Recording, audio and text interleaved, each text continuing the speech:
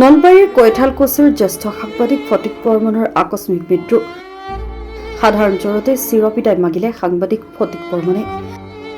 7 দিন ধৰি জ্বৰত ভুগি থাকি অৱশেষত নিউটিৰ ওচৰত হাৰ মানি চিৰবিদায় মাগিলে নলবাৰীৰ কৈঠালকুছিৰ সাংবাদিক ফটিক বৰ্মনে। বিগত 1 সপ্তাহ ধৰি জ্বৰত ভুগি থকা সাংবাদিক ফটিক বৰ্মনৰ দেওবাৰে সন্ধিয়া জ্বৰৰ প্ৰকোপ বৃদ্ধি হোৱাত পৰিয়ালৰ লোকে চামতাৰ এগৰাকী চিকিৎসকৰ ওচৰলৈ লৈ যায়। চিকিৎসকে তেওঁক জণ্ডিছত আক্ৰান্ত হোৱা বুলি সন্দেহ কৰি স্বাস্থ্য পৰীক্ষাৰ পৰামৰ্শ দিয়ে। ইফালে স্বাস্থ্য অধিক অৱনতি ঘটাত পৰিয়ালৰ লোকে লগে লগে নলবাৰী সাৰথী হস্পিতাললৈ নিয়ে যদিও পিছ মুহূৰ্ততে শেষ নিশ্বাস ত্যাগ কৰে সাংবাদিক ফটিক বৰ্মনে। মৃত্যুৰ সময়ত তেওঁৰ বয়স আছিল 50 বছৰ। উল্লেখ্য যে আৰ্থিক দৈন্যতাকো প্ৰত্যাহ্বান জনাই ৰাইজৰ সেৱাত ব্ৰতী আছিল বৰ্মন।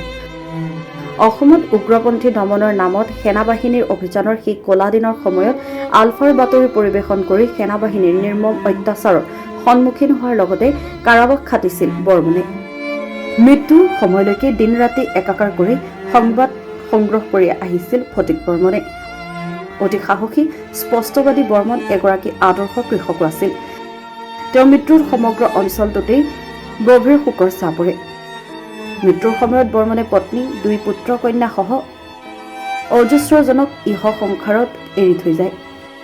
তেওঁৰ মৃত্যুত নলবাৰী জিলা বাৰ্তাজীৱী সংঘ, নলবাৰী জিলা সাংবাদিক সন্থা, পশ্চিম নলবাৰী প্ৰেছ ক্লাব, কৈঠালকুছি সাংবাদিক সন্থা, প্ৰাক্তন আলফা নেতা শ চৌধুৰী, ৰাজু বৰুৱা আদি গভীৰ শোক প্ৰকাশ কৰি শোকৰ সন্তপ্ত পৰিয়ালবৰ্গলৈ সমবেদনা জনায়।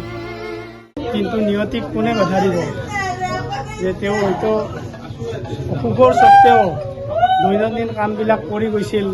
তেওঁলোক এনেধৰণৰে আছিল, সাহসী আছিল, মানে কোনো সৰু সুৰা কথাত তেওঁ বিচলিত হোৱা নাছিল আৰু তেনেদৰে অসুখৰ মাজতো নিত্য নৈমিত্তিক কৰ্তব্যবিলাক কৰি গৈছিল এলাৰঙে।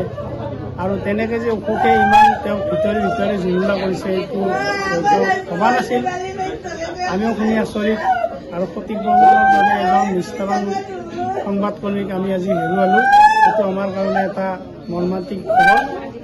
আৰু বহুত কষ্টৰ মাজতো, বহুত পৰিয়ালৰ অনাটনৰ মাজতো তেওঁ নিষ্ঠাৰে কলম ধৰি গৈছিল।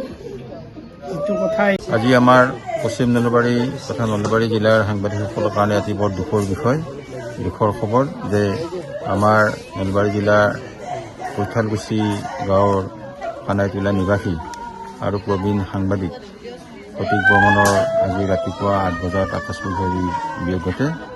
আমি পৰিয়ালৰ সূত্ৰে জানিব পৰা মতে তেখেতে দীৰ্ঘদিন ধৰি মানে আজি 8-10 দিন ধৰি তেওঁ জ্বৰৰ অসুখত ভুগি আছিল আৰু সাধাৰণভাৱে চিকিৎসাও কৰি আছিল।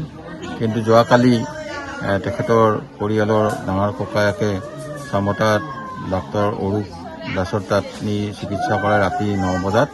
আৰু তাত ডক্টৰ অৰূপ দাসে তেওঁৰ জণ্ডিছ হোৱা বুলি জনায় আৰু অলপ ঔষধ পাতি দি কেইবাটাও পৰীক্ষা কৰিব দিয়ে।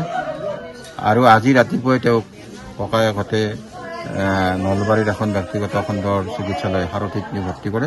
ভৰ্তি কৰাৰ পিছতে তেওঁক ডক্টৰে চায়ে কৈছে যে তেওঁ আৰু এই সংসাৰত নাই। এই দুখৰ খবৰত আমি পশ্চিম নলবাৰী প্ৰেছ ক্লাব, নলবাৰী জিলা সাংবাদিক সন্থাই এই আকস্মিক বিয়োগৰ খবৰটো শুনি আমি মৰ্মাহত হৈছোঁ।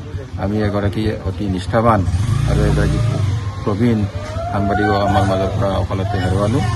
তেওঁৰ পৰিয়ালত পত্নী আৰু কন্যা এগৰাকী স্নাতক মুখনত পঢ়ি আছে কামৰূপ কলেজত আৰু ল'ৰাজনে ক্লাছ 7ত পঢ়ি আছে। এইখিনি তেওঁৰ হ'ল পৰিয়ালৰ কথা। আমি তেখেতৰ অকাল বিয়োগত তেখেতৰ বিদেহ আত্মাৰ চিৰশান্তি কামনা কৰিছোঁ। লগতে শোকসন্ত পৰিয়ালবৰ্গলৈ সমবেদনা জ্ঞাপন কৰিছোঁ। টিহুৰ পৰা লিখন ঠাকুৰীয়াৰ ৰিপৰ্ট, ৰিপাব্লিক এনি।